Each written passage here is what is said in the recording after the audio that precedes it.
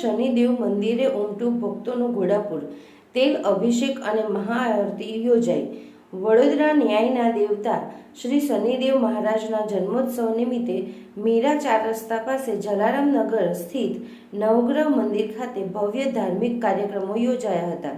આ પાવન અવસરે સમગ્ર મંદિર પરિસરને આકર્ષક ફૂલો અને રંગબેરંગી લાઇટિંગથી દિવ્ય રીતે શણગારવામાં આવ્યું હતું। વહેલી સવારથી જ શ્રદ્ધાળુઓની ભારે ભીડ ઉમટી પડી હતી। ભક્તોએ કતારબદ્ધ ઊભા રહીને શનિદેવને તેલ અને પ્રસાદ અર્પણ કરી પરિવારની સુખ શાંતિ માટે આશીર્વાદ મેળવ્યા હતા।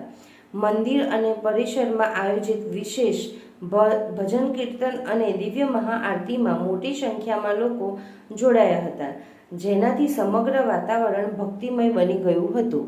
આ જલારામનગર નાથીબા સોસાયટી પાસે શનિ મહારાજ નવગ્રહનું મંદિર આવ્યું છે। આજે શનિ જયંતિ છે।